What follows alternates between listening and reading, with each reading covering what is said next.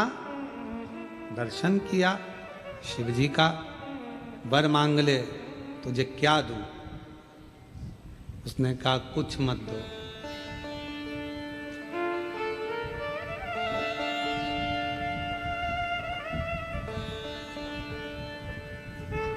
कुछ मत दो।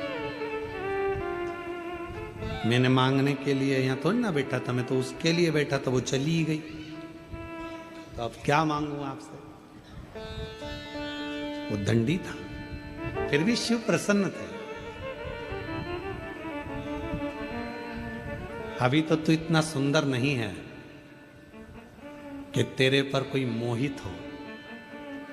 मैं वर देता हूं तुझको, आज शिवरात्रि की रात्रि में तू मेरे मंदिर में बैठा इंतजार करा, भले स्त्री का करा, पर रात भर जागा है मेरे मंदिर के अंदर। अगला जन्म बड़ा सुंदर बनेगा, राजा के घर में तेरा जन्म होगा, राजकुमार होगा।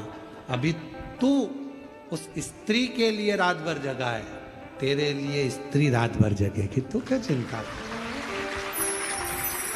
ना सुंदर बना दूंगा तेरे को, इतना सुंदर।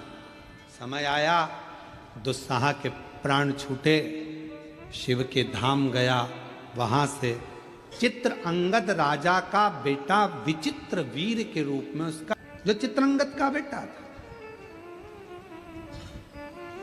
वो विचित्र वीर है।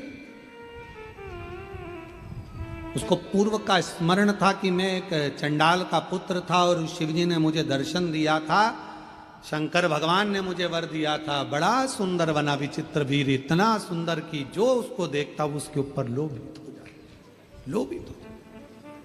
हम पहले भी कहे, आज फिर कहते हैं आपको, यदि भगवान शंकर की आराधना आप कर रहे हो तो आपको ब्यूटी पार्लर जाने की जरूरत नहीं पड़ेगी, आप सुंदर होते चलेंगे। आपके चेहरे पर स्वयं चमक आती चली जाएगी, आपको कहीं नहीं जाना पड़ेगा, कहीं नहीं।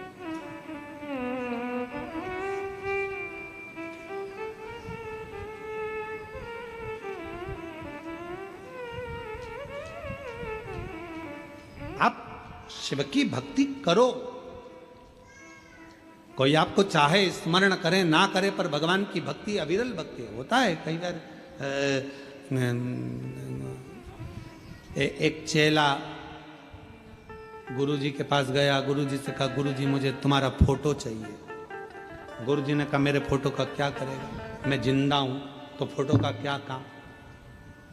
नहीं गुरुजी, दुकान पे लगाने के लिए चाहिए। गुरुजी ने कहा, दुकान पे क्यों लगाना? अरे गुरुजी, ग्राहक आते हैं तो उनके सामने कई बार कसम खाना पड़ती है,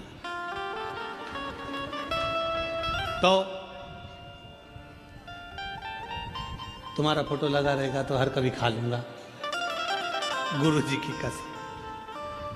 गुरुजी बोले, तेरे बाप की खा, तेरी माता की कसम खा, मेरी क्यों खाए उल्टा? अरे गुरुजी, अब पापा मम्मी की कसम नहीं खा सकता, वो मेरी कसम खाता हूँ, 2 बार खाई, उन्होंने मेरे को जूते से धो दिया, इसलिए पापा मम्मी की नहीं खाऊंगा, आपकी खा। विचित्र वीर बड़ा सुंदर था, बड़ा सुंदर। उसकी ओर सब आसक्त हो जाते थे सब। अब शिव आराधना नहीं भूला, उसको मालूम था जो मिला है ये उसकी कृपा से मिला। उसको इस चीज का भान हो गया था, ये मेरा नहीं है, ये सब शिव जी का दिया हुआ है, भगवान शंकर का दिया हुआ है, ये मेरा कुछ नहीं है। यहां मेरा अगर कुछ होता तो बात दूसरी, यहां तो मेरा है। उसकी विचित्र वीर भगवान शिव की भक्ति को नहीं भूला, शिव की आराधना को नहीं भूला। विचित्र वीर जो भगवान शंकर ने करुणा करी थी, दया करी थी, वो नहीं। और ऐसी कृपा विचित्र वीर शिव की आराधना में लगा रहता, भक्ति में लगा रहता। एक दिन अच्छा कर्म कर रहा था, श्रेष्ठ कर्म करते करते फिर शिवरात्रि पड़ गई, फिर शिव। और निवेदन करें, 12 महीने शिवरात्रि आती है, और 12 महीने शिवरात्रि आती है।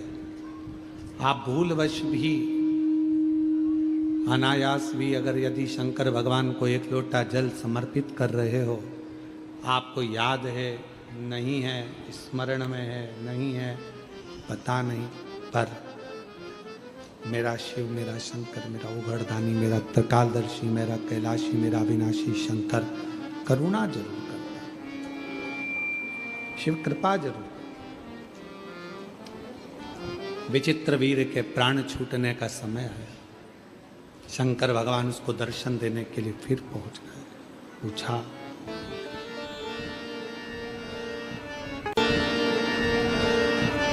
शिव जी ने फिर पूछा, अब कुछ चाहिए?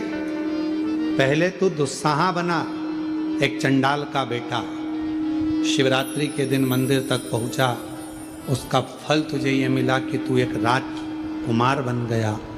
आज राजकुमार बनने के बाद भी तेरे मन में कोई अभिलाषा हो, तूने आज फिर शिवरात्रि की रात्रि को मेरा मनन चिंतन भजन किया है, कुछ चाहिए हो तो बोल।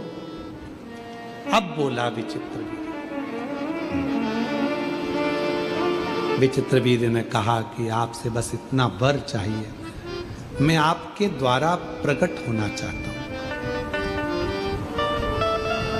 मैं आपके द्वारा प्रकट होना चाहता हूं। मेरे द्वारा? बस अब इससे ज्यादा मुझे और कुछ भी नहीं चाहिए।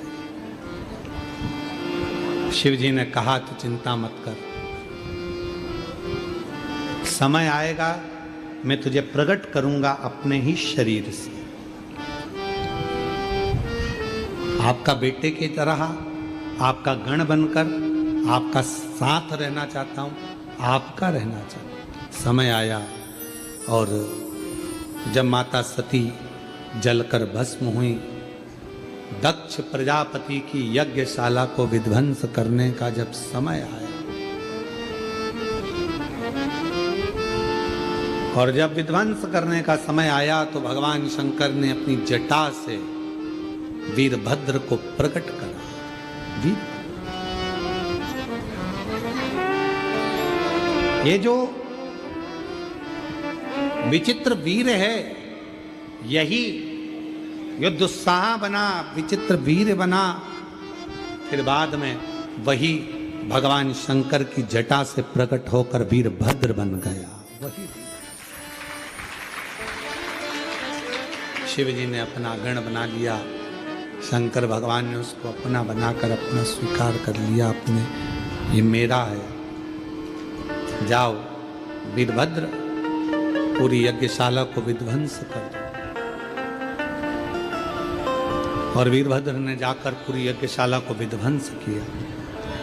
जो सती माता जलकर भस्म हुई थी, वही हिमालय राज के घर में मैनावती जी के गर्भ से पार्वती के नाम से विख्यात हो। घोर तप माता पार्वती जी ने करा और उस तप साधना से भगवान शिव उनको पति के रूप में मिले। भगवान देवाधिदेव महादेव माँ पार्वती जी के साथ पधार रहे हैं। जोरदार ताली बजाकर स्वागत करिए। सुंदर भगवान शंकर पार्वती मंगल विवाह हो रहा है। मुझे प्राप्त कर लेगा और उसकी जीवन सार्थक हो जाएगा। जिस दिन वह अच्छे गुरु की शरणागति में पहुंच गए। अब एक बात दतिया वाले उतार कर रखिएगा अपने अंदर कि असली गुरु की शरणागति कैसे? हम असली गुरु ढूंढने के लिए कहां जाएं? असली गुरु की शरणागति कैसी होती है? असली गुरु को हम ढूंढने के लिए कैसे जाएं? असली गुरु के पास हम पहुंचे तो पहुंचे कैसे? एलईडी चालू करिए। एलईडी वाले जहां कहीं बैठे हों, एलईडी चालू करिए। सब दूर की एलईडी बंद पड़ी है। असली गुरु की शरणागति कैसे? भगवान शिव ने कहा, पार्वती, असली गुरु से मतलब यह होता है कि जो आपको सतमार्ग की ओर लेकर जाए। असली गुरु वो नहीं होता कि आपको ये कह दे कि आप धनपति बन जाओ या करोड़पति बन जाओ या सत्तापति बन जाओ या वैभवपति बन जाओ, या आपके पास में बहुत सारा धन आ जाए, वैभव आ जाए, सत्ता आ जाए, दौलत आ जाए, धन आ जाए। असली गुरु जो होगा वो आपको कहेगा कि आप जितना भगवान की भक्ति में रमोगे, आप जितना भगवान के भजन में रमोगे, आप जितना शंकर के मंदिर जाओगे, आप जितना भगवान की स्तुति करोगे, आप भगवान के करीब में भी जाते चले जाओगे और तुम्हारे घर में अपने आप वैभव बढ़ता चले जाएगा। आपको ढूंढना नहीं पड़ेगा। धन ढूंढने के लिए, पैसा ढूंढने के लिए, सत्ता ढूंढने के लिए, संपदा ढूंढने के लिए आपको कहीं जाने की जरूरत नहीं पड़ेगी।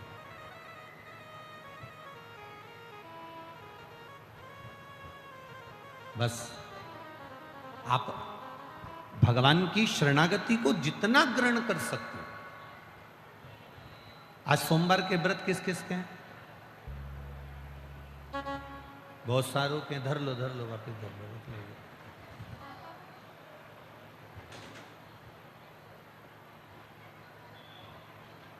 किस लिए करें हैं? कि भगवान हमारा कोई कार्य सफल कर दे, उसके लिए ना। जब भी सोमवार के व्रत करना, जब भी भगवान शिव की आराधना करना, भगवान शंकर की पूजन करना, ये सोचकर मत करना कि भगवान हमको ये वैभव दे देगा या धन दे देगा या दौलत दे देगा या सत्ता दे देगा या धन दे देगा। व्रत करना तो ये सोचकर करना कि बाबा देवाधिदेव महादेव अपनी शरणागति देना, और एक बार तू मेरा हाथ पकड़ लेना। बस तूने पकड़ लिया तो जिंदगी में कभी डूबने वाली नहीं। बस तू पकड़ कर।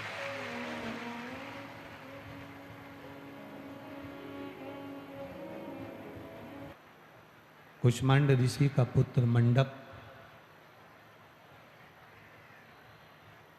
जिस दिन श्रेष्ठ गुरु की शरणागति में पहुंच गया, उस दिन उसे फिर भटकना नहीं पड़ेगा। वो कहीं भटकेगा नहीं।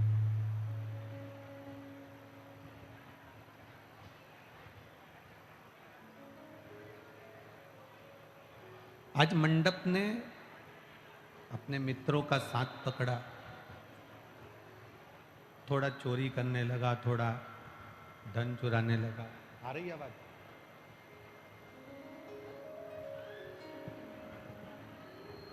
थोड़ा चोरी करने लगा, थोड़ा धन चुराने लगा।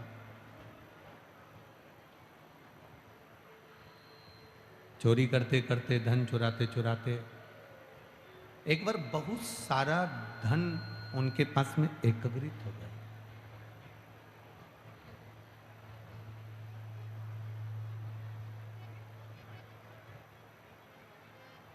और जब बहुत सारा धन एकत्रित हुआ तो मित्रों ने मंडप को मार दिया। अधमरा छोड़कर उसको जमीन पर पटक कर चले गए। अब जरा शिव की कृपा देखिएगा, शंकर की करुणा देखिएगा। अधमरा छोड़कर आधा मरा हुआ जानकर उनको लगा कि मर गया, इसकी श्वास रुक गई है, ये प्राण त्याग दिए, प्राण छोड़ दिए और ये चला, ये मर गया।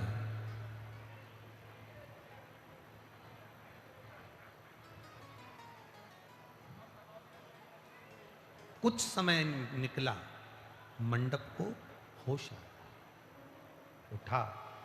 उसको लगा मेरे पिताजी हमेशा कहते थे, मेरे पिताजी बोलते थे कि बेटा इधर मत जाओ, ये गलत मार्ग है, तुम्हारे मित्र ठीक नहीं है, दोस्त ठीक नहीं है, ये मार्ग अच्छा नहीं है, मत जाओ। पर वो मानता ही नहीं। आज मंडप के मन में आया कि अगर मैं घर जाता हूँ और पिताजी से कहूँगा कि मेरे दोस्तों ने, जिन दोस्तों के लिए मैंने घर त्यागा था, जिन दोस्तों के लिए मैंने घर छोड़ दिया था, जिन दोस्तों के लिए मैं चोरी करता था, जिन दोस्तों के लिए मैंने धन एकत्रित किया, आज उन दोस्तों ने ही मुझे मार डाला, आज हमारा छोड़ कर चले गए। अगर मैं घर जाता हूँ और घर जाकर ये बात कहता हूँ तो ठीक नहीं है।